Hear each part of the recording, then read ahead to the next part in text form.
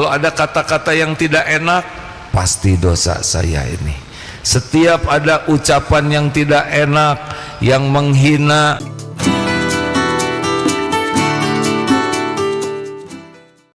setiap orang menginginkan satu, bahagia.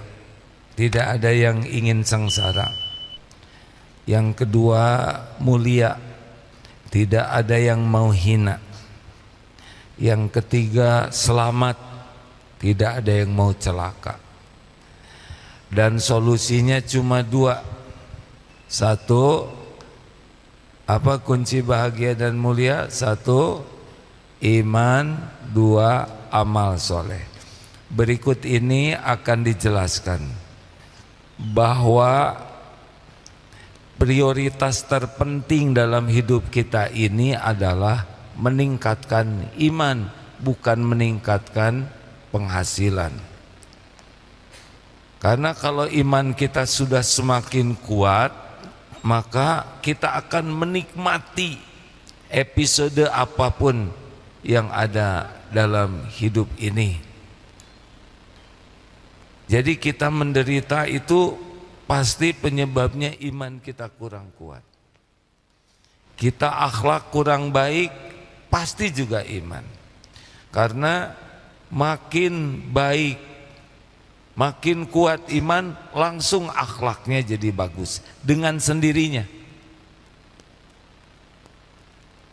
Dan insya Allah keselamatan jadi ahli sorga itu bergantung dengan keimanannya.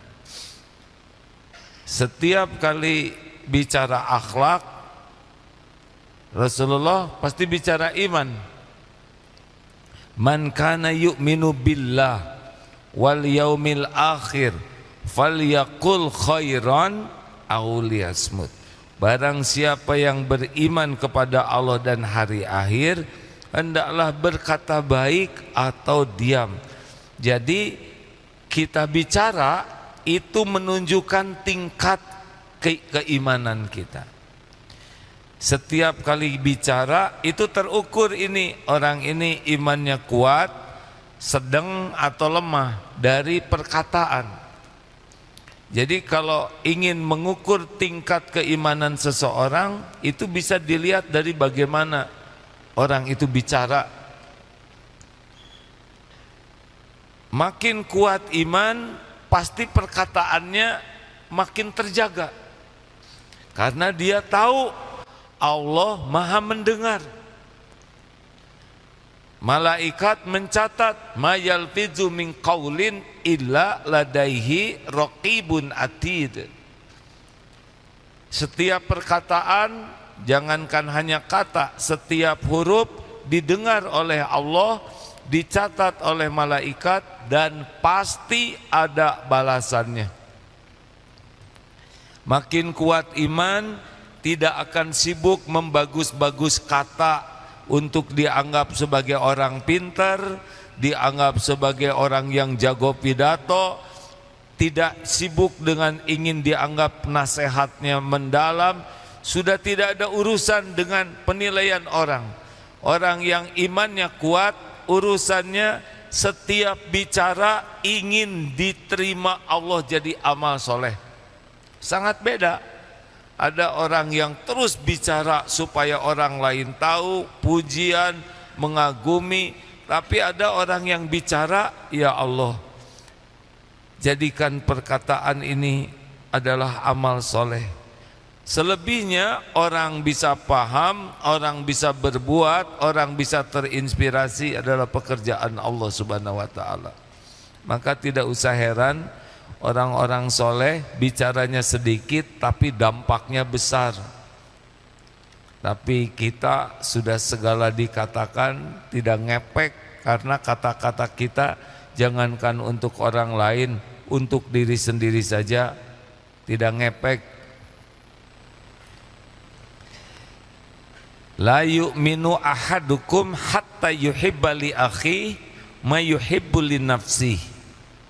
Tidaklah sempurna iman seseorang hingga menyukai apa untuk saudaranya sebagaimana menyukai untuk dirinya. Jadi kalau iman seseorang itu akan nampak dari sikap terhadap orang lain, tidak ada dengki. Kita senang nilai bagus, ketika teman nilai bagus kita bahagia. Itu ciri orang iman. Kita usaha untung, teman buka usaha yang sama, dia senang saja. Karena setiap saudaranya dapat karunia, dia yakin itu karunia Allah yang ngasih, maka dia ikut bahagia, tidak ada dengki. Berikut ini ada amalan yang sederhana, yaitu bagaimana kita menyikapi keadaan yang tidak sesuai harapan. Dalam hidup ini tidak akan selamanya sesuai dengan keinginan, bahkan banyaknya sih tidak sesuai. Ingin sehat, sakit. Ingin lancar, susah. Ingin mulus, macet. Ingin dihargai, malah dicaci. Ingin makan enak, keselak. Banyak yang ketika ditimpa oleh kejadian, ini salah satunya ya, sikap orang lain. Misal kita diperlakukan tidak baik oleh orang lain, kita mengucapkan salam, dia tidak jawab, kita senyum, dia ngaleos, bahkan kita berbuat baik, dia tidak berterima kasih, bahkan kita berbuat baik, kata dia, apaan, cuman segini, dasar pelit. Udah berbuat baik, ternyata kita malah diperlakukan tidak baik. Bagi orang yang kuat iman beda caranya. Dengar ini ya. Kenapa kita sering sakit hati? Kenapa kita sering sakit hati? Besarkan sedikit boleh, Mim? Kenapa kita sering sakit hati, kecewa, dendam? Karena kita tidak yakin bahwa kejadian ini terjadi dengan izin Allah. Ban meletus, kecewa. Padahal ban meletus izin Allah, bukan izin Allah. Ada hikmahnya tidak? Ada. Mungkinkah takdir Allah sia-sia? Tidak. Kenapa ban meletus? Satu, dapat pahala sabar. Dua, kita bisa menyampaikan rezeki kepada tukang tambal ban. Tiga, kita bisa olahraga ngedorong motor. Happy. Ban meletus tidak ada kecewa. Tapi uang saya habis, beli ban baru. Memang sudah rezeki tukang tambal ban. Tidak ada ribet-ribetnya. Dompet misalkan kecopetan. Bagi orang yang lemah iman, pasti lebih sibuk memikirkan isi dompet dan memikirkan kelakuan pencuri. Tapi bagi orang yang imannya kuat, ketika hilang dompet, alladzina idza asabathum musibah qalu inna lillahi wa inna ilaihi rajiun. Sesungguhnya kami milik Allah, bukan hanya kami ya, harta, benda, rumah, ilmu, tenaga milik Allah, dan sesungguhnya kami kembali ke Allah. Lalu sudah itu berkata apa orang kuat iman? Qaddarullah wa ma syaa fa'al. Ini sudah takdir Allah. Hari ini jam sekian dompet saya hilang. Lebih tenang tidak? Kemudian dia akan mengatakan At-Taghabun ayat 11. Ma asaba min musibatin illa biiznillah. Tidak ada satupun musibah yang menimpa kecuali dengan izin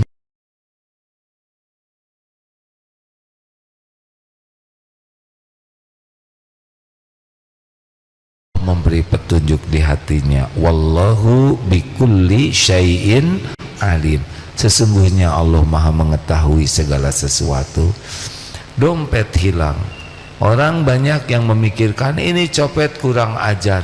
Bagaimana? Enggak usah ribet gitu. Copet udah jelas kurang ajar. Karena kalau beliau soleh tidak nyopet.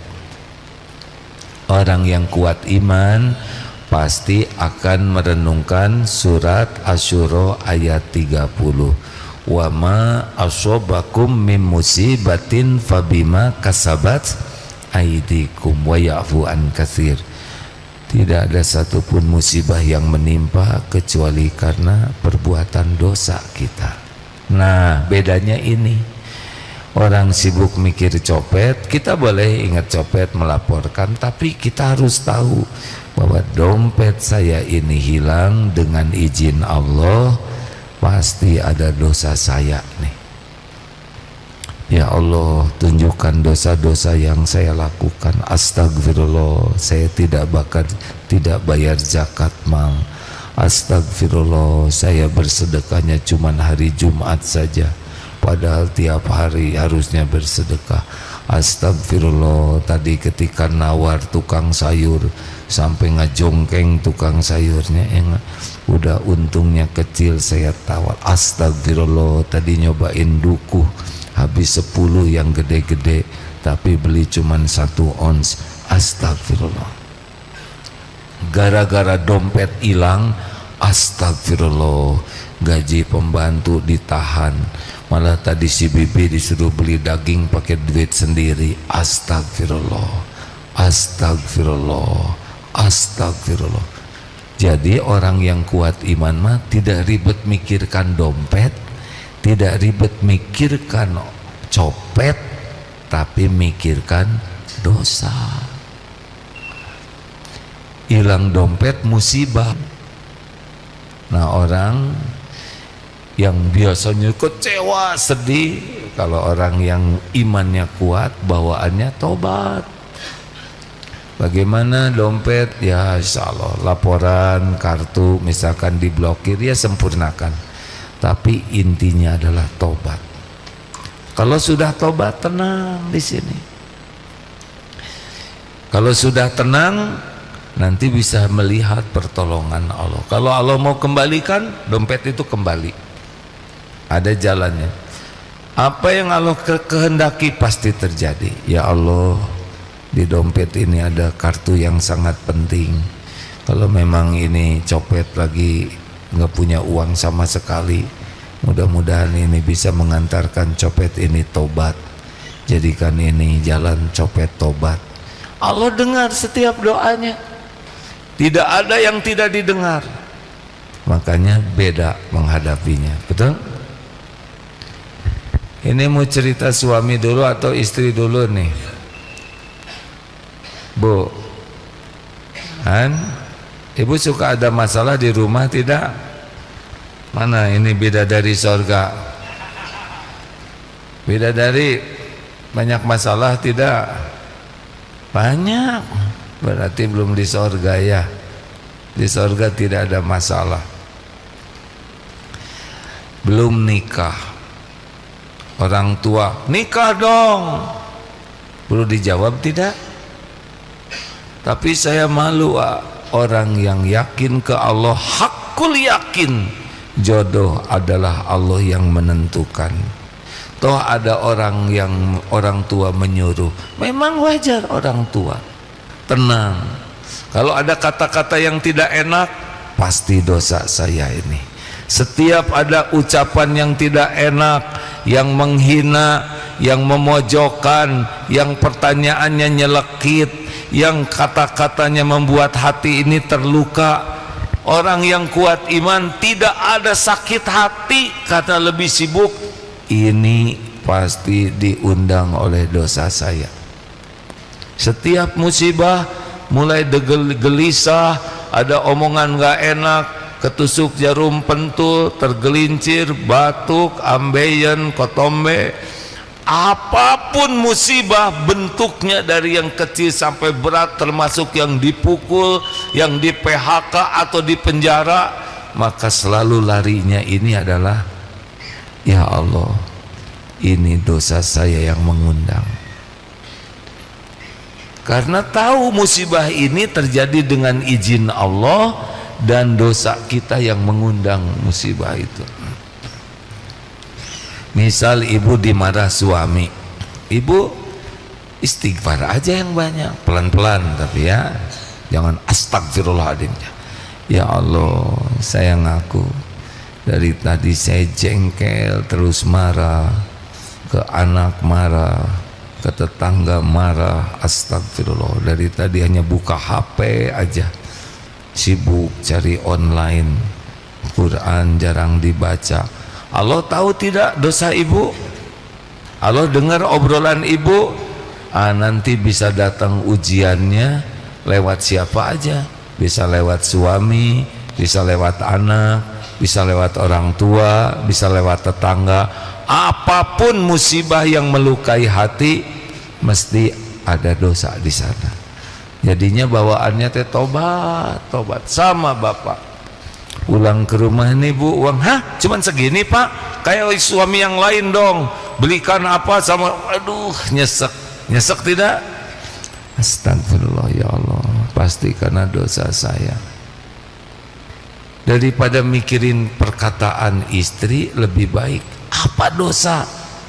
Siapa tahu di jalan kita ngelihat wanita lain, siapa tahu mata lihat HP, lihat aurat orang lain, kan dosa, betul tidak? Tidak ada satupun dosa yang kita lakukan yang tidak disaksikan oleh Allah dan tidak ada balasannya. Nah, banyaknya orang tetangga tuh ngomongin kita aja, mau ngapain ngomongin tetangga? Tetangga ngomongin kita nggak ada masalah, yang bahaya tuh kita ngomongin tetangga. Kita dihina orang nggak ada masalah sama sekali, ya itu penggugur dosa, itu malah pengingat kita, pengangkat derajat, pelatihan sabar, tidak ada bahayanya. Yang bahaya kita ngomongin orang. Ada orang marah-marah ke kita padahal kita tidak salah, ya gak ada bahayanya. Yang bahaya kita marah-marah ke orang, apalagi orang tidak punya salah. Itulah bedanya orang punya iman dengan orang yang tidak punya iman atau lemah iman. Ribet aja. Coba kalau kita sakit hati terus ngobrol sama teman, saya tuh sebel sekali sama tetangga itu, dia tuh kerjanya tuh berburuk sangka aja. Berapa lama kita ngobrolin tetangga, habis waktu kita. Jadi solusi tidak? Jadi solusi tidak?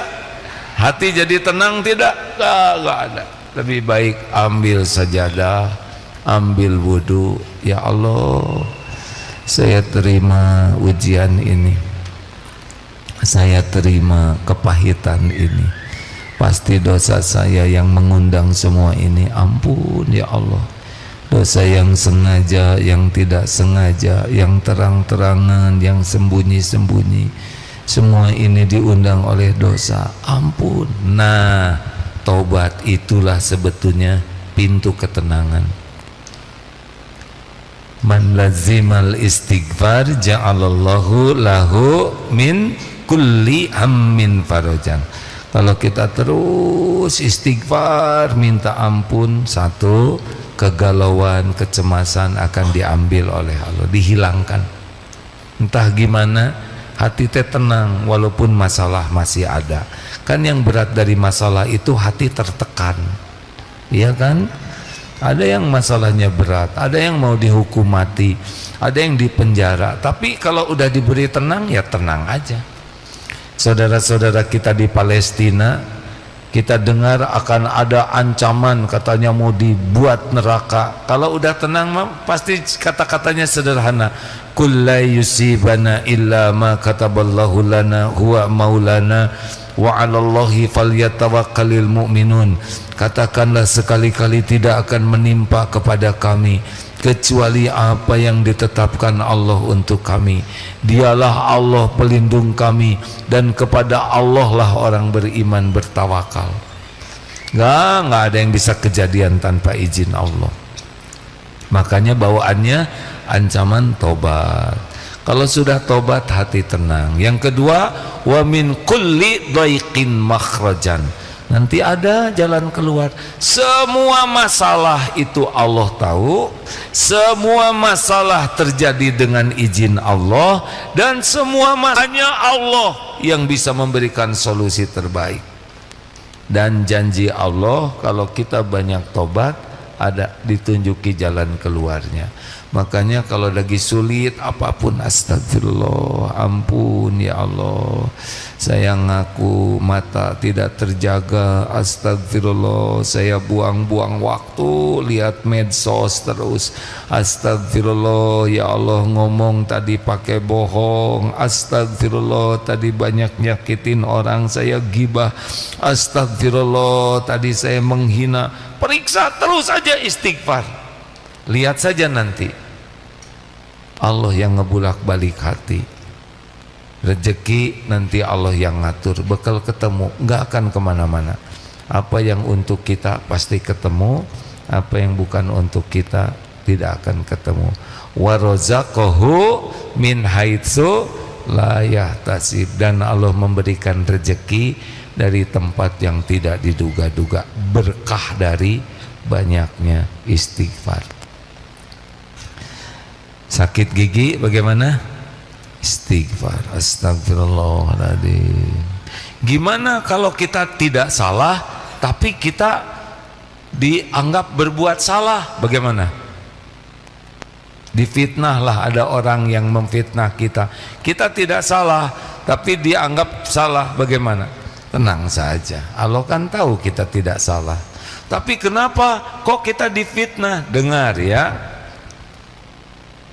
pasti ada dosa lain. Walaupun bukan kaitan dengan ini, ada dosa-dosa yang lain di waktu yang lain yang mengundang fitnah ini datang. Jadi tidak harus kejadian ini kita tidak berbuat salah ke dia kemudian kita dapat balasan dari dia, tidak harus. Tapi ada dosa-dosa. Punya dosa tidak? Sedikit atau banyak? Allah tahu tidak? Semua tercatat tidak? Ada balasannya? Kalau kita kurang istighfar, siap-siap. Di sana disebutkan wa ya'fu an katsir. Jadi musibah itu diundang oleh dosa. Kalau semua dosa langsung dibalas, habis kita. Wa ya'fu an katsir. Tapi sebagian besar itu oleh Allah dimaafkan. Tapi ada nih beberapa yang berbuah menjadi kepahitan bagi kita. Nah, jadi kalau ada apa-apa, mulai dari gelisah, ada yang membuat kecewa, ada yang membuat jengkel, membuat marah, membuat sakit hati, membuat cemas, bawaannya kemana? Bawanya kemana? Istighfar. Di kantor kita dimarah atasan padahal kita tidak salah-salah amat, bawanya istighfar. Karena boleh jadi ada dosa, mungkin di rumah dosa, mungkin di jalan dosa, dan tegurannya di kantor. Jadi jangan sibuk dengan orang yang jadi jalan kita terluka, tapi sibuklah dengan tobat, karena yang mengundang kepahitan adalah kita sendiri.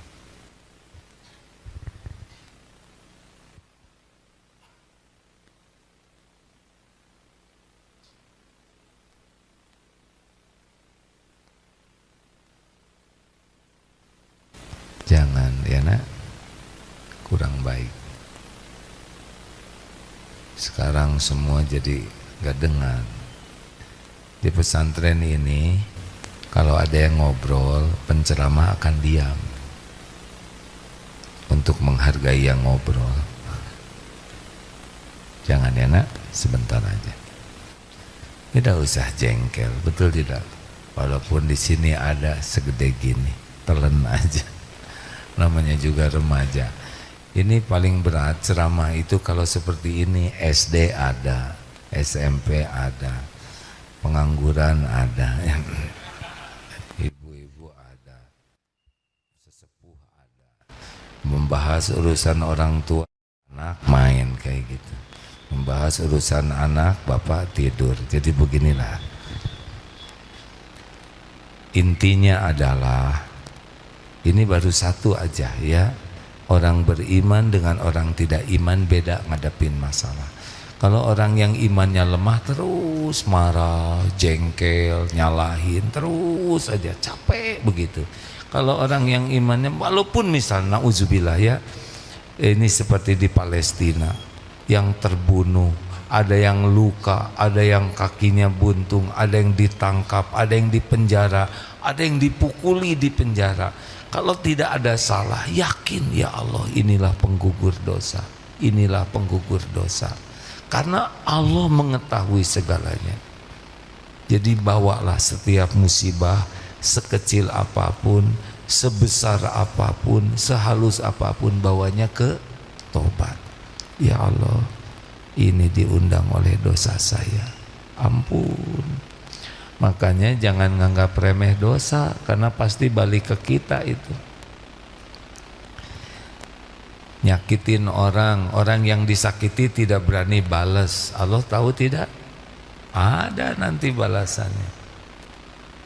Dia, ibu marah-marah ke pembantu, pembantu kesalahannya segini, tapi marahnya segini. Nah, lebihannya itu pasti ada balasannya itu. Pasti itu.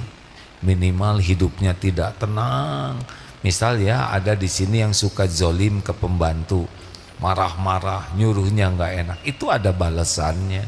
Jadi pembantu ujian, jadi majikan ujian juga.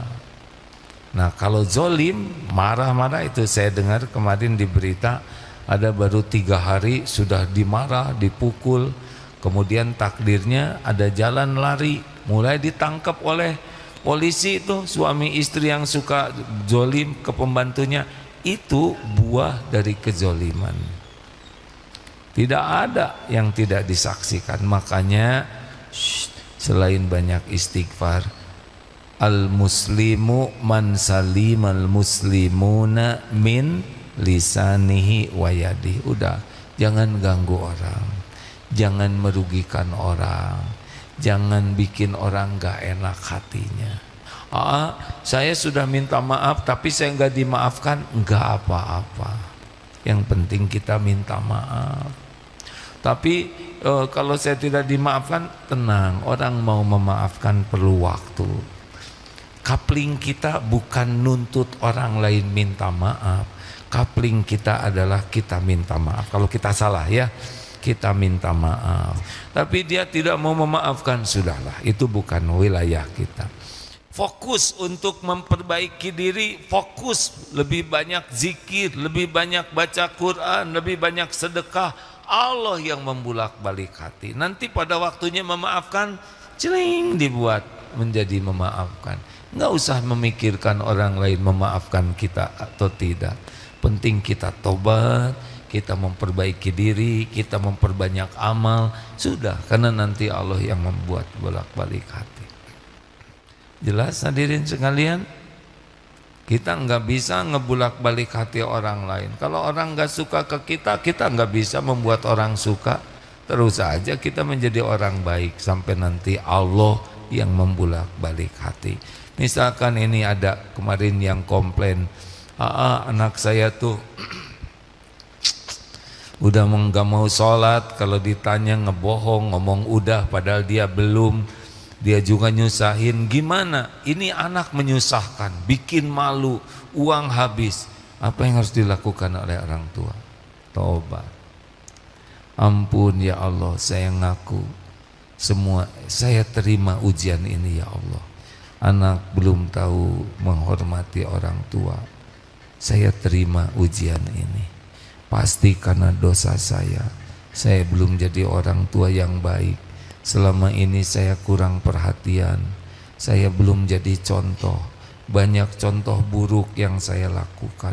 Engkau sudah tahu. Saya jarang menasehati dengan ikhlas dan penuh kasih sayang.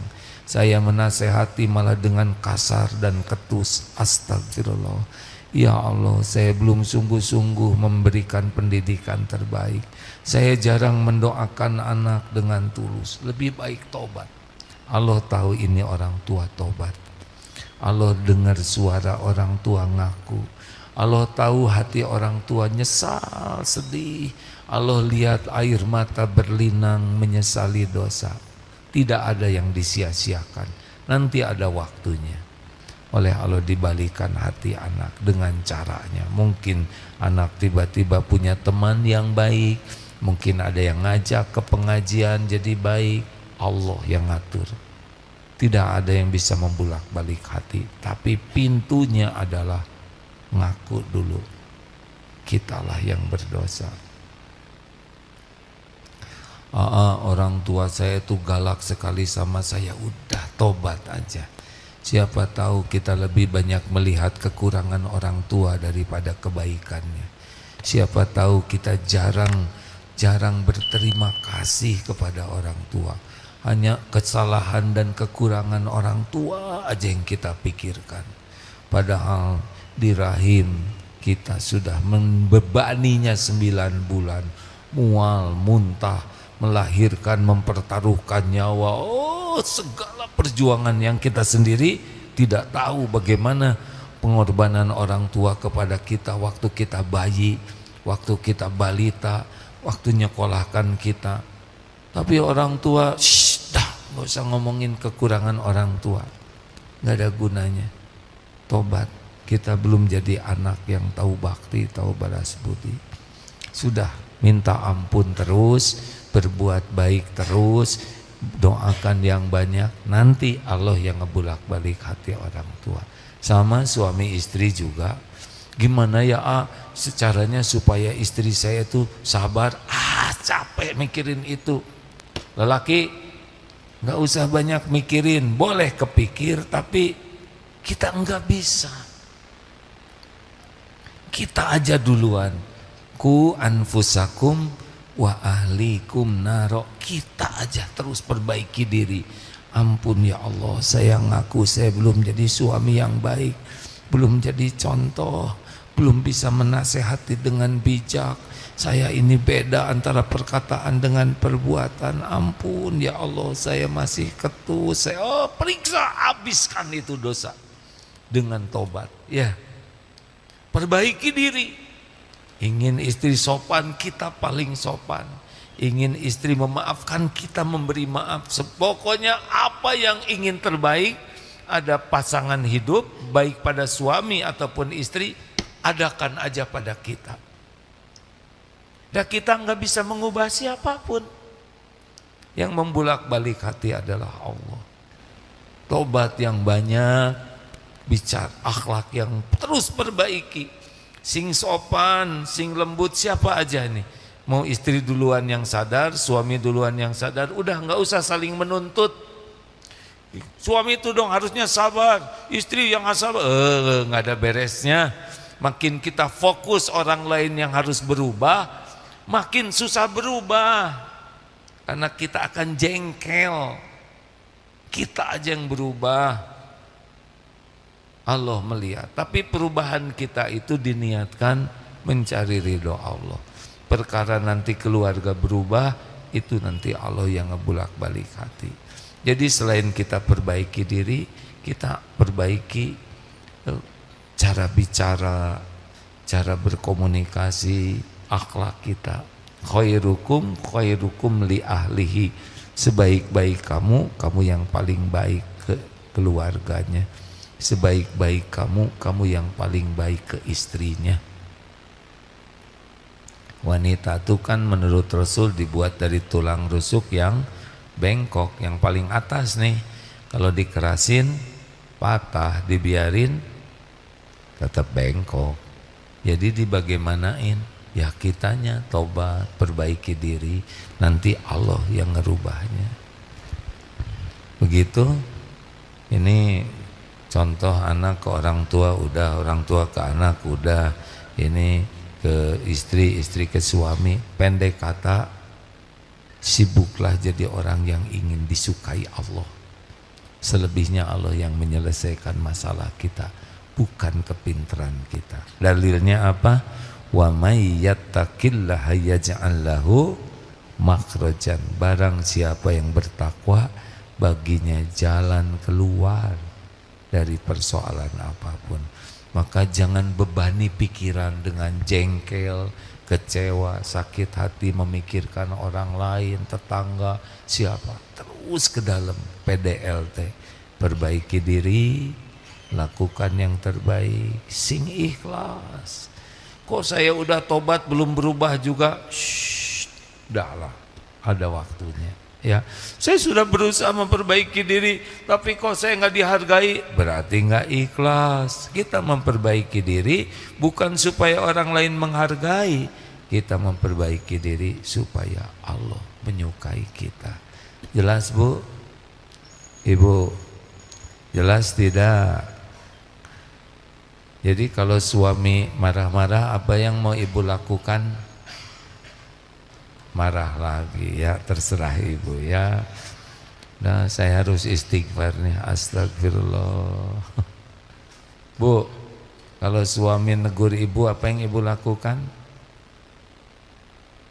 Istighfarnya pelan, jangan astagfirullah, marah lagi, duit cuman dikit, marah yang banyak. Dengar aja, istighfar, astagfirullah, ampun ya Allah, ampun. Makanya maaf ya, setiap kali kita buka HP, di sini ada maksiat, kita lihat, kita anteng, tidak ada yang lihat, tapi Allah lihat, malaikat juga lihat, mencatat, dan itu balik ke kita. Tidak aman. Setiap ngobrol ada celetak-celetuk, ada bohong, ada ria, itu pasti balik ke kita. Setiap kali buang puntung rokok, dilempar, dan puntung itu menimpa seekor semut sehingga geger otak semut dan rambutnya hangus. Memang ada rambutan. Lalu puntung rokoknya keinjek oleh orang lain, pasti ada balasannya. Enggak ada yang tidak tertukar. Siapa yang masuk ke toilet kemudian dia BAK atau BAB dan enggak disiram dengan sengaja,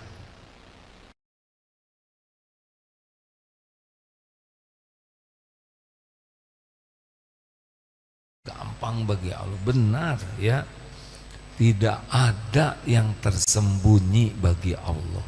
Famay ya'mal mithqala dzarratin khairan yarah wa may ya'mal mithqala dzarratin syarran. Maka tahan diri sekuat tenaga, jangan celetak-celetuk yang bisa bikin orang gak enak hati. Jangan banyak nanya yang bisa orang tersinggung. Jangan banyak komentar yang bisa membuat hati orang tertekan. Jangan segala diceritakan yang membuat kita jadi ria, jadi ujub, jadi bohong. Nanti musibah bakal menimpa kita. Jangan suka berdebat kalau tidak ada manfaat. Nanti orang jadi sakit gara-gara kita emosi. Tahan. Jangan rugikan siapapun. Insya Allah, saya sudah menahan diri, malah saya yang dihina. Gak usah heran, Nabi juga mulia ada yang menghina. Tenang aja, jangan cemas ya, dihina orang, difitnah, kemudian orang ngejelek-jelekin kita, itu nggak ada bahaya sama sekali. Yang bahaya tuh kita menghina orang, kita ngejelek-jelekin orang, kita marah-marah ke orang, kita merugikan orang. Itu yang bahaya. Kalau orang merugikan kita, bawa ke tobat.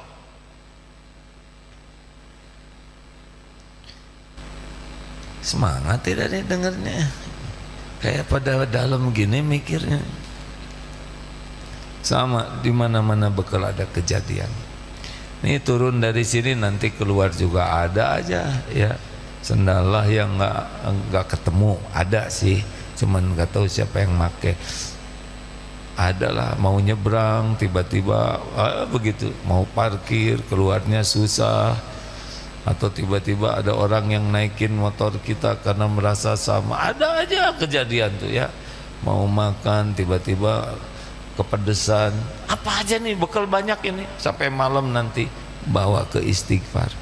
ini ada dosa saya yang mengundang ini. Terima kasih. Ada pertanyaan silakan.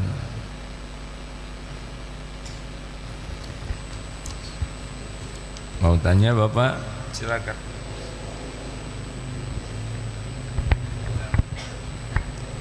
Sebentar, silakan Pak.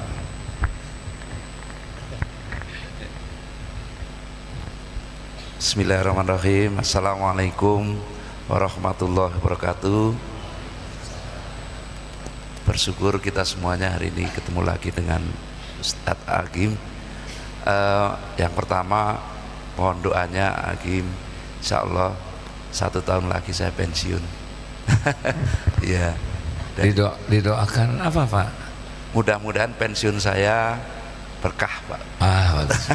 Ya. Karena kalau saya doakan supaya tidak jadi pensiun, nanti yang di kantor dendam ya kan. Semoga Bapak bisa menikmati masa pensiun. Amin. Jadi penguat iman dan Amin, penambah ya amal soleh.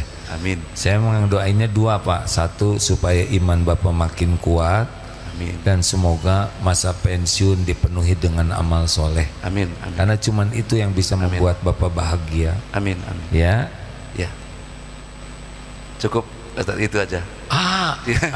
Ya, udah senang didoain. Ini pertanyaan yang saya sukai ya. Terima kasih. Assalamualaikum warahmatullahi wabarakatuh. Assalamualaikum. Saya bacakan.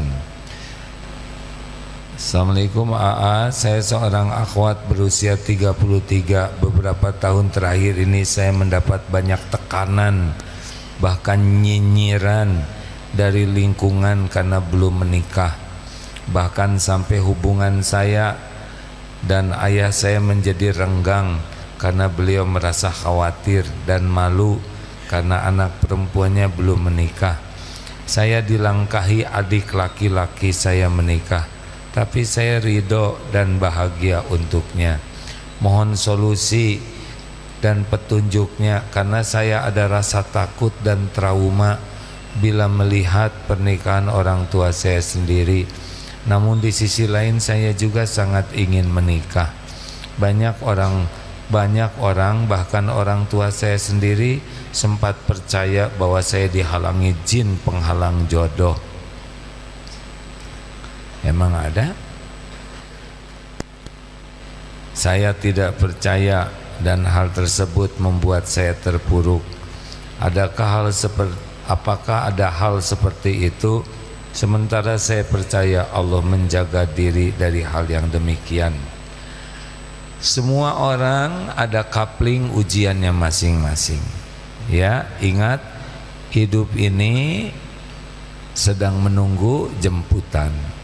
Kita lagi mampir aja di dunia, nunggu malaikat maut menjemput. Sepanjang waktu hidup ini ujian, dan kita akan pulang mempertanggungjawabkan episode hidup ini.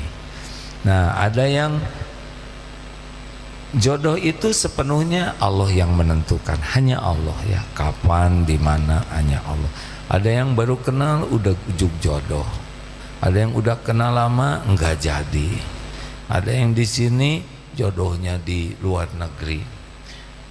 Ada yang udah lama ternyata pondok jodohnya. Semuanya adalah ujian. Yang lulus yang mana?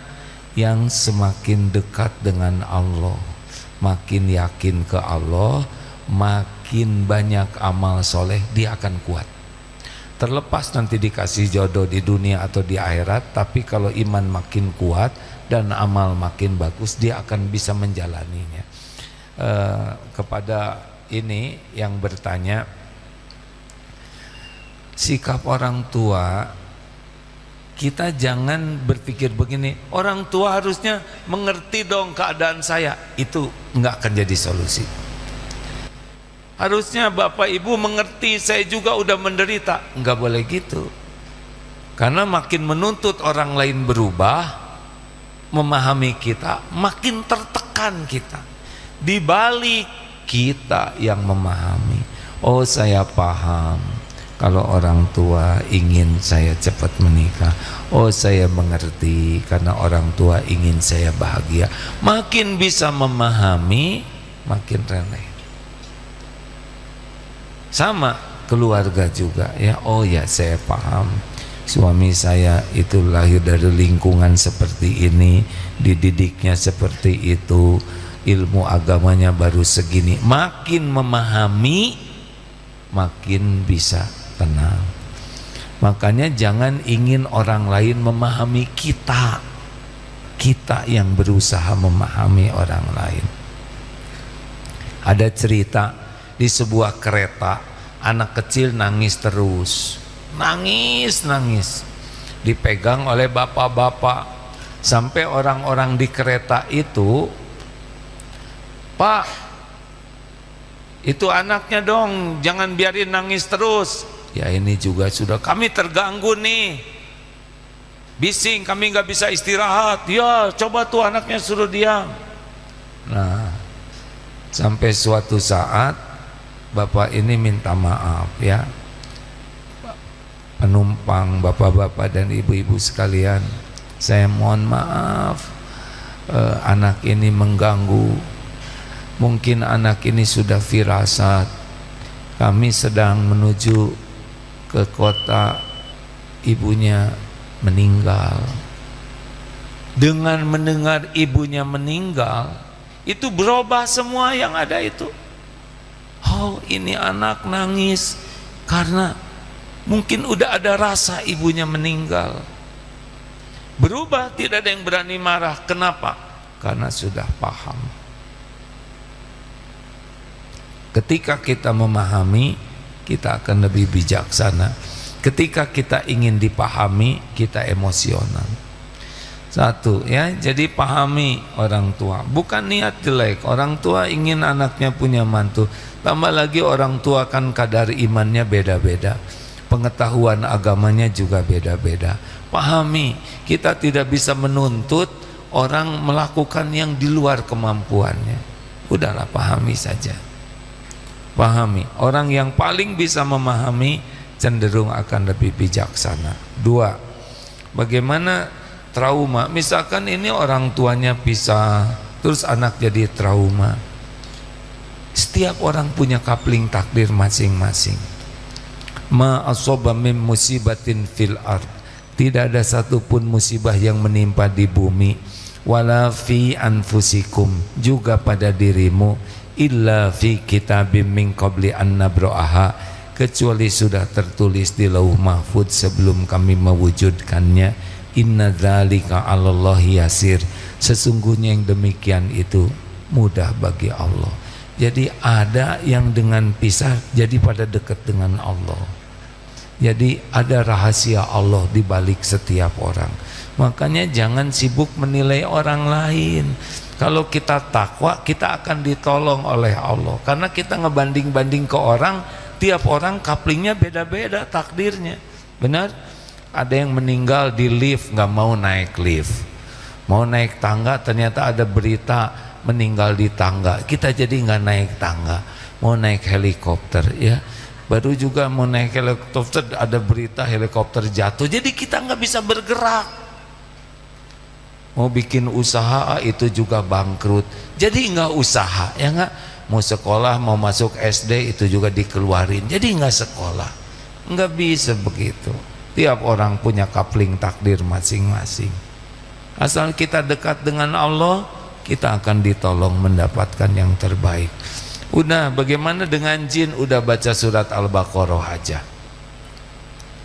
diusahakan tamat. Insya Allah kalaupun ada jin bakal gak ganggu. Bagusnya ada isu jin ini, kita bisa baca Al-Baqarah. Rumah tidak akan dimasukin jin, setan akan menyingkir, sihir tidak mempan, gitu. Udah, nggak usah kebanyakin mikirin pendapat ibu, pendapat orang, itu tidak menyelesaikan masalah.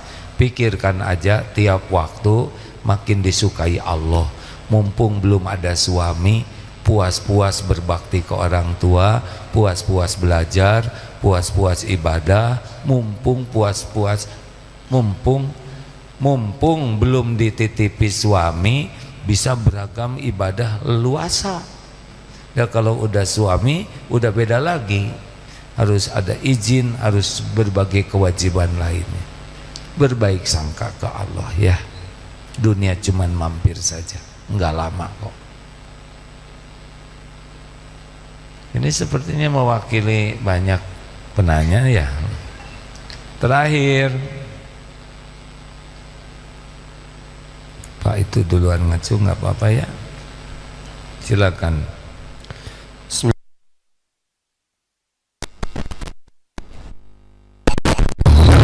Izin bertanya, kodarullah saya punya putri ya, usianya baru 18 tahun dan sudah ada beberapa ikhwan yang soleh melamar istri putri saya. Kodarullah ya alhamdulillah, bismillah, Al-Quran sudah selesai, bela diri juga udah sabuk hitam. Dari beberapa ikhwan yang sudah datang, sebetulnya kami, saya dan istri ya meresponnya positif lah ya, bahkan salut ada pemuda yang berani datang. Qadarullah, tapi bukan tipe putri saya. Oh, jadi yang melamar itu tipe orang tua tapi bukan masuk tipe ya anak gitu. Ya, pertanyaan saya adalah bagaimana cara menolak yang syar'i ya, karena kalau secara kriteria sebetulnya sudah memenuhi. Yang kedua adalah tipe putri saya adalah suka yang lebih tua. Jadi putri saya itu parameternya adalah mereka yang sudah mapan ilmunya. Jadi kalaupun jadi istri kedua nggak jadi masalah. Gitu. Mohon arahannya. Gitu. Kasihan soalnya anak muda kalau pesaingnya sama ustadz senior kan kalah gitu. Demikian. Assalamualaikum warahmatullahi wabarakatuh. Waalaikumsalam. Jadi kuncinya dua Pak, satu musyawarah, dua istikharah. Ajak di dialog dengan jernih ya. Nah, suruh bicara, bebas bicara, mengemukakan isi hati. Bapak juga pahami ini usia 18, keilmuannya sekian, pikirannya sepanjang itu tidak melanggar syariat, hormati, betul? Tapi yang menentukan kan Allah, Pak. Kita tidak usah bertengkar sama sekali ataupun suasana jadi tidak enak ya. Dan kepikiran sekarang seperti itu, besok bisa beda lagi pikirannya, Pak. Kan orang itu inputnya masuk terus. Sekarang pikirannya begini karena input baru segini. Ketika belajar lagi dapat mungkin beda lagi nanti pikirannya. Tetapi tetap yang menakdirkan jodoh itu adalah Allah. Musyawarah baik-baik, fa idza azamta fatawakkal 'ala Allah. Istiqoroh, ya Rob, kalau baik mudahkan, kalau enggak. Kalau Allah takdirkan jodoh pasti jodoh, Pak. Pernah kejadian, ini benar-benar kejadian seseorang, kamu mau nikah enggak sama itu? Amit-amit, meludah, Pak. Dan sudah berapa? 4 mungkin sekarang anaknya. Hati-hati, Allah melihat ini meludah, ini asli, Pak. Enggak mau amit-amit, enggak bisa menolak takdir. Dibuat seneng aja jodoh itu. Makanya silahkan musyawarah dengan kepala dingin supaya saling memahami dan istiqoroh. Tetap aja Allah yang menakdirkan, Pak. Mau jungkir balik gimana juga Allah yang menentukan. Nggak ada perwakilan ibu-ibu yang nanya, ya udah nggak usah dipaksa. Sekarang dunia ikhwan, silakan Pak. Bismillahirrahmanirrahim. Assalamualaikum warahmatullahi wabarakatuh. Terima kasih. Nama saya Yoko, saya peserta PMK 68 berasal dari Kabupaten Bangka, Provinsi Bangka Belitung. AA menyampaikan bahwa semua yang terjadi di dunia ini semuanya atas takdir dari Allah SWT. Yang saya tanyakan, kalau manusia banyak berbuat maksiat, itu kelalaian manusia atau bagian daripada takdir itu tadi. Semua hanya bisa terjadi dengan izin Allah. Yang maksiat juga izin Allah, tapi Allah tidak ridho. Pencuri, kalau Allah izinkan terjadi, tapi ada balasannya. Manusia dan jin itu dibolehkan memilih, fa'alhamaha fujuraha wa taqwaha. Kalau yang datang itu kebaikan, kita harus yakin ini adalah karunia Allah. Tapi kalau yang jelek itu dari kita, gitu. Jadi tidak boleh menyandarkan maksiat kepada Allah. Gitu, Pak. Yang kedua, kalau boleh di luar tema. Boleh, Pak. Gini ya, waktu masih muda dulu, saya pernah ditugaskan ke Timur Timur, ke Papua. Izin saya purnawirawan dari TNI Angkatan Darat. Di dalam operasi teritorial, kami di Papua maupun di tim-tim pernah bangun gereja. Kemudian Natal dan Tahun Baru kami mengadakan pengamanan di situ. Itu gimana hukumnya? Terima kasih ya. Itu sudah berlalu. Iya. Waktu Bapak muda kan? Ya, muda. Nah, beda waktu itu ilmunya, beda pemahamannya, mungkin belum seperti sekarang. Jadi sekarang tobat. Ya gitu. Siapa? Sekarang Bapak jaga masjid. Ya. Dulu bangun gereja karena memang belum paham dan mungkin itu strategi teritorial waktu itu. Tambah umur tambah paham. Sekarang aja Bapak bangun masjid, jaga masjid. Amin, terima kasih ya. Jaga nanti di depan ya. Gitu Pak. Yang lalu hanya bisa dengan tobat. Bonus satu lagi. Alhamdulillah. Itu anak kecil yang ngacung. Oh, ngangkat mainan, maaf. Bismillah. Ayah, takdir. Silakan terakhir. Bismillahirrahmanirrahim. Ustaz, izin bertanya. Dalam Al-Quran, Allah berfirman bahwa ketika kita mendapatkan rezeki boleh ditampakkan gitu. Bagaimana sih kita caranya untuk menampakkan rezeki itu dengan menjaga hati agar tidak ujub sombong? Segitu. Bagaimana memanfaatkan menampakkan rezeki yang telah Allah menampakkan. Iya, menampakkan. Menampakkan. Tuh, bingung beliau juga ya. Menafkahkan, menampakkan. Menampakkan. Berat nih pertanyaannya. Menampakkan ya.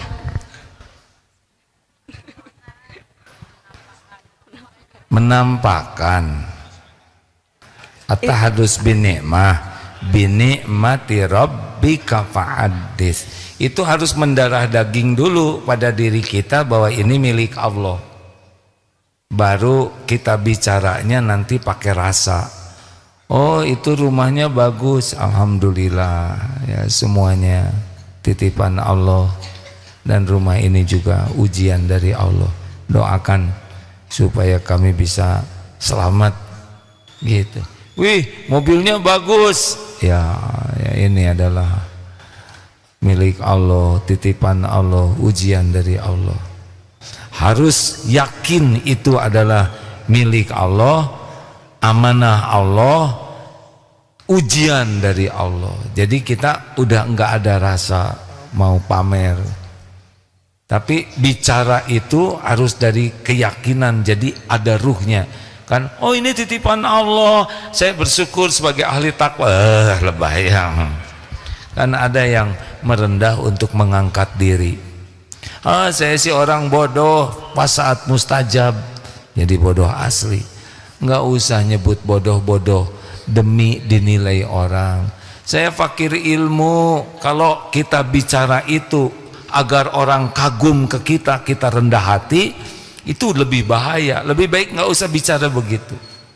Kan ada yang sengaja merendah dalam rangka meningkatkan. Nggak usah lah. Kalau kita merasa bodoh ya tinggal belajar. Kalau kita merasa banyak dosa ya tobat. Begitu.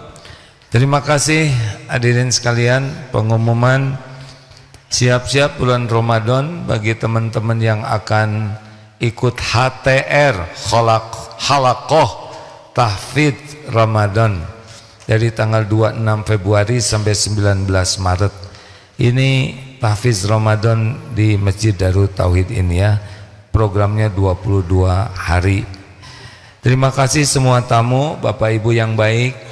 Kata kuncinya sekarang sekuat tenaga belajar ilmu tauhid, belajar ilmu mengenal Allah. Karena kalau tidak kenal ke Allah, walaupun sholat kita susah khusyuk, kalaupun beramal kita susah ikhlas, diberi nikmat kita susah syukur, dan diuji kita susah sabar. Penyebab utamanya adalah kita masih belum kuat keyakinan ke Allah.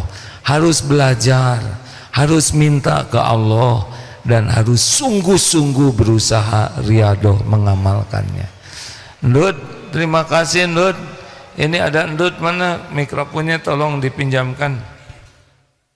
Ini Ndut sahabat saya yang sering ada di media. Bisa ke film enggak? Waalaikumsalam Ndut. Wah, Ndut berbaring enak. Udah berapa tahun? Ndut. Ya. Berapa tahun Ndut berbaring? 41. 41 tahun berbaring seperti ini. Kalau kakaknya Teh Isoh berapa tahun?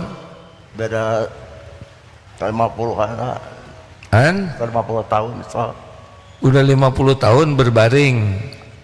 Ibu meninggal kapan? 2009. Ibu meninggal 2009. Bapak meninggal 2017. 2017. Ingat tuh ya waktu Bapak sakit stroke itu ya. Kemudian ini berdua kakak beradik, ada berapa adik kakaknya? Adik 1. Adik 1, kakak 1. Kakak 1. Ya. Yang lumpuh ada berapa? 2. 2 di rumah. Kakak udah nikah? Belum. Ada yang udah. Oh ya begitulah takdir ya. Adik udah. Jadi Ndut di rumah dengan siapa? Sama Ajid sama kakak. Ajid itu anak kakak. Ajid sama kakak. Ajid ini? Ya. Ajid, alhamdulillah. Alhamdulillah. Ndut, ya. Gimana 41 tahun berbaring, apa yang kepikir dan terasa oleh Ndut? Enggak apa-apa, udah takdir. Enggak apa-apa Ndut? Enggak kecewa ke takdir ini? Enggak. Enggak? Benar. Enggak marah ke Allah? Enggak. Alhamdulillah. Bagaimana Ndut bisa menyikapi berbaring terus tiap hari 41 tahun? Sabar aja. Ndut ridho dengan takdir ini? Ridho. Alhamdulillah. Makan rezeki ada enggak? Ada. Walaupun Ndut enggak kemana-mana rezeki ada terus. Ada terus. Aneh ya Ndut ya. Ada yang masakin makanannya? Ada. Minuman? Ada. Ndut kan nggak bisa belanja, datang sendiri ya ke kamar. Iya. Ndut juga nggak bisa masak. Enggak. Tapi makanannya udah matang. Aneh ya, bergerak sendiri ya ke kamar ya makanannya. Masuk ke mulut Ndut. Iya. Padahal Ndut nggak nyari ya. Enggak. Apa artinya Ndut? Artinya rezeki mah udah ada Ndut. Di sananya. Ya kan? Iya. Udah pasti. Ragu enggak sama rezeki Ndut? Enggak. Enggak? Ya. Yakin rezeki ada? Yakin. Alhamdulillah. Perjodohan gimana Ndut? Dulu kan ada yang mau sama Ndut. Udah diblokir. Udah diblokir. Ya. Ini gaya Ndut kan susah nyarinya. Oleh Ndut diblokir. Iya. Jadi enggak jadi. Enggak. Ya udahlah, namanya juga bukan jodoh. Iya. Jadi kisah asmara Ndut ini saya tahu ya enggak, karena curhatnya ke saya, maaf ya Dud ya. Sebetulnya aku tidak ingin mengetahui kisah asmaramu, tapi engkau ngasih tahu terus sih. Apa-apa. Jadi udah diblokir sekarang. Ya. Bukan yang nyuruh loh. Iya enggak. Sendiri. Gimana, patah hati enggak Dud? Enggak. Ada kemarin yang mau nikah sama Ndut, tapi namanya juga belum jodoh ya, hasilnya diblokir. Baik Ndut, ada cita-cita yang belum tercapai enggak Ndut? Ada. Hah? Ada. Apa? Mau punya mobil. Pengen mobil? Buat apa? Emang Ndut bisa nyetir? Ada nyetir. Hah? Ada yang nyetir. Gimana Ndut? Ada yang nyetir. Mau apa Ndut punya mobil buat apa? Pada tetangga yang sakit. Buat nolong tetangga yang sakit. Ya. Jadi nanti parkir di mana? Ada di depan rumah. Di rumah. Ya. Yang nyetir? Ada. Ada. Atau tinggal nyewa Grab Depan Ndut? rumah. Hah? Punya mobil sendiri terrepot Ndut. Bensin, oli, STNK, belum lagi ban kempes. Belum lagi Ndut mau jalan gak ada supirnya, susah ya kan? Belum lagi mogok. Gimana? Masih jadi? Masih pengen enggak? Hah? Masih? Umat Ndut we ya. Kenapa tetangga banyak yang susah Ndut? Iya banyak yang sakit sekarang. Itu teh kenapa bicaranya gitu? Gatal leher? Aja enggak? Oh kejang. Ya. Oh iya maaf. Berapa menit sekali kejangnya Ndut? Sering. Sekarang makin sering ya? Ya. Oh. Ndut kalau lagi kejang sakit nggak? Sakit. Terus gimana cara ngatasinya? Sabar aja. Han? Sabar. Sabar aja, istighfar aja terus. Tahu nggak? Ada hadis Rasulullah SAW. Innal uzmal jazai ma'a uzmil balai.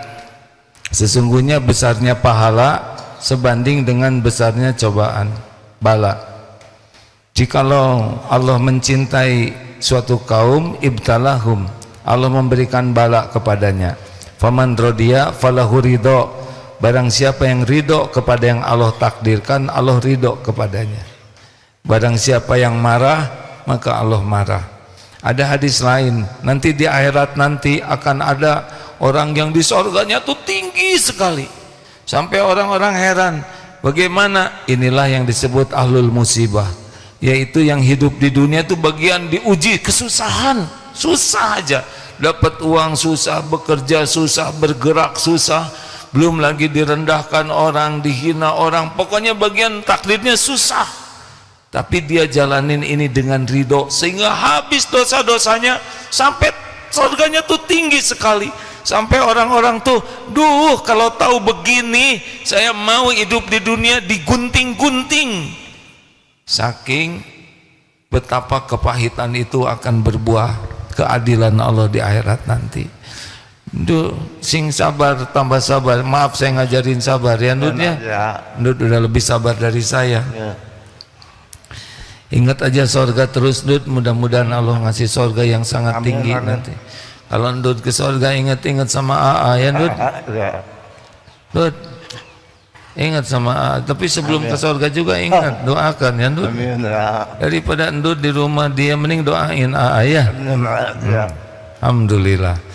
Kakaknya lebih berat lagi ujiannya. Kemarin di opname udah pulang sekarang. Udah 4 hari. Padahal udah bertubi-tubi ya. Dulu kena COVID juga nggak Ndut? Kena berdua ya. Bareng. Alhamdulillah, tapi sehat lagi. Ya. Allah yang ngatur umur.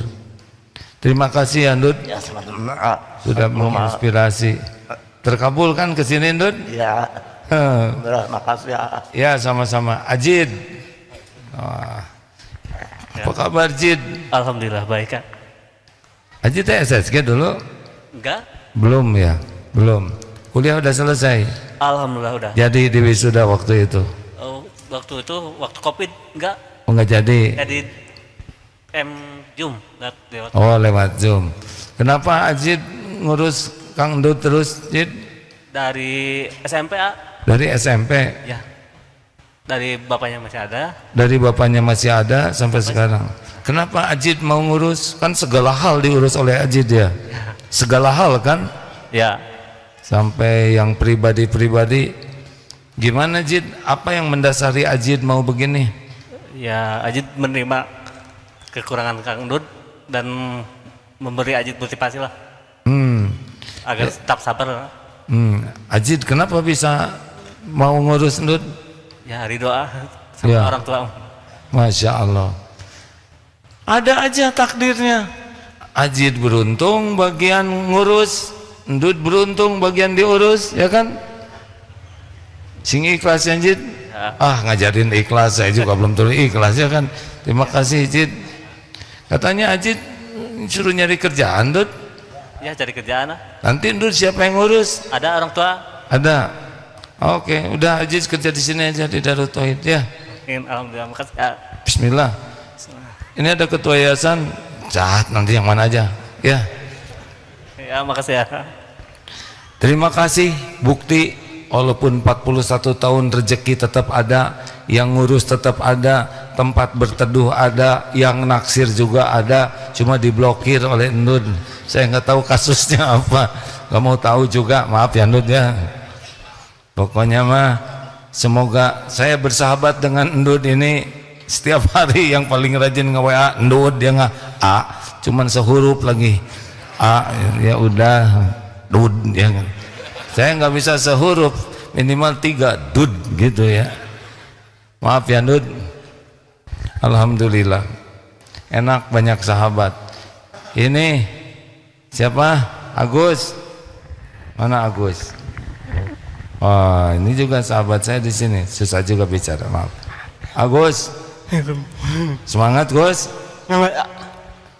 Istri sehat? Alhamdulillah. Kemarin yang sakit yang mana? Yang kedua. Yang Hah? Anak yang kedua. Yang mana? Anak atau istri? Anak. Harus jelas dulu Gus, jangan sembarang nyebut kedua ya kan. Saya lagi nanya istri yang kedua katanya. Anak udah berapa Agus sekarang? Anak berapa? Anak baru 3. Baru 3 ya. Tuh, Masya Allah. Gimana resep mencari jodoh Gus? Ya, yakin yang Allah ya. Allah, udah berapa kali Agus ngelamar dan ditolak? Ditolak sering. Hah? Sering dihitung nggak? 11 kali. 11 kali. 11? Ya. Gimana ditolak, nggak mau gitu ya? Ya. Akhirnya diterima ya. Nah, kepada yang baru ditolak 3 kali ya, info Agus 11 kali ngelamar akhwat, baru yang ke-12-nya sukses ya. Sing siap-siap ya. Ada lagi resepnya Gus? Agus harus menafkahi keluarga. Ya. Rezeki ada terus nggak Gus? Alhamdulillah. Rezeki Masya Allah ada mah.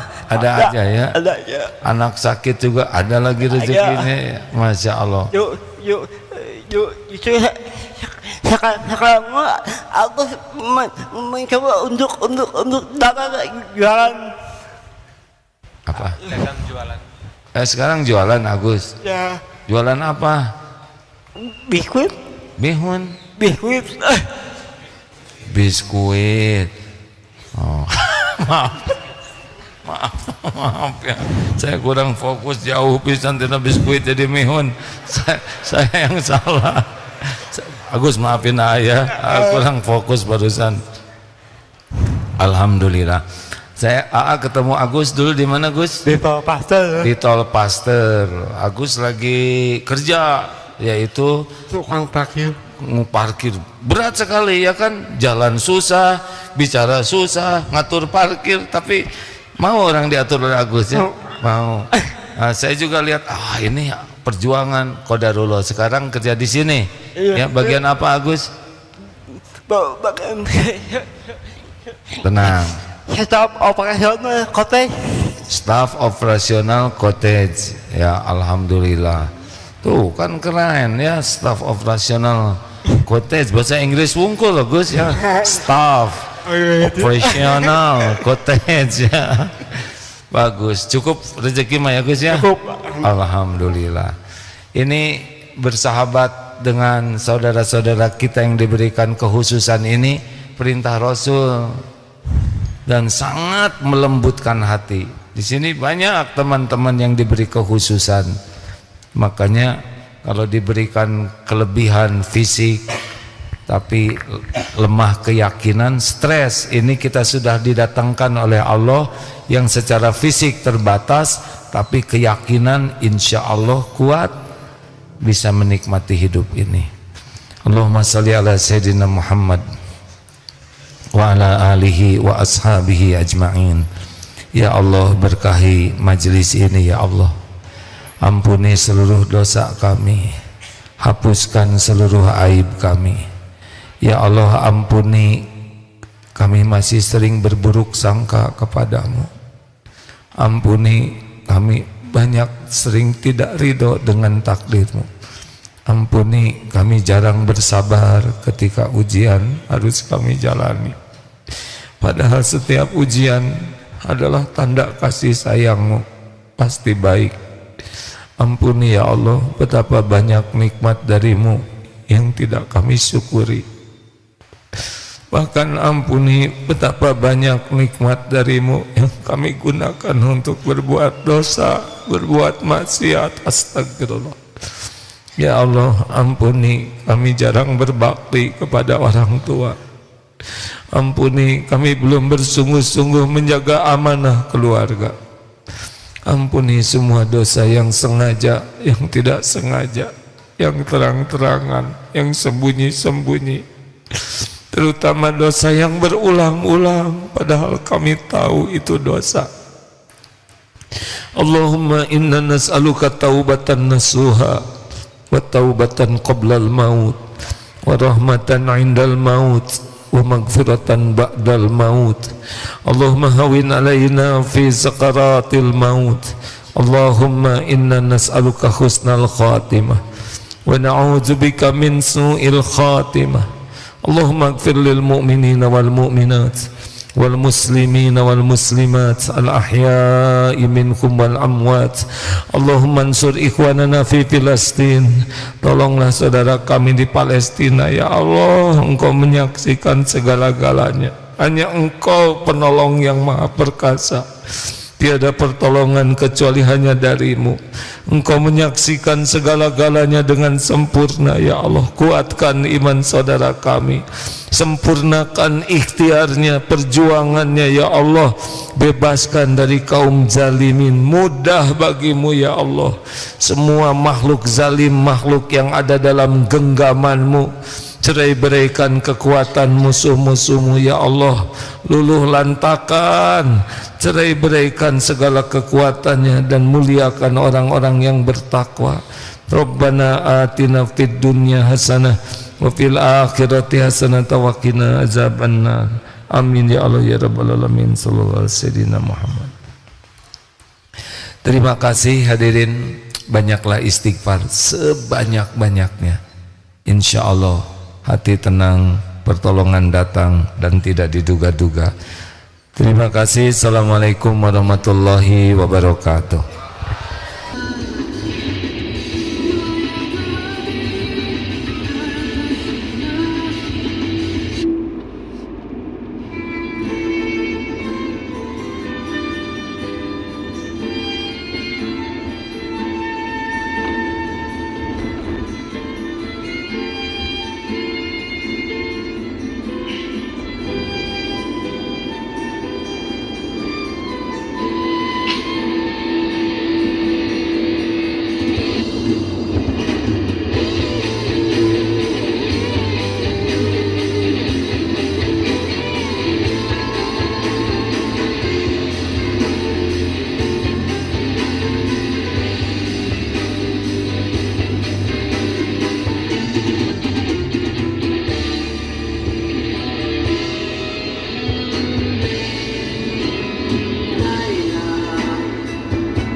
Adik saya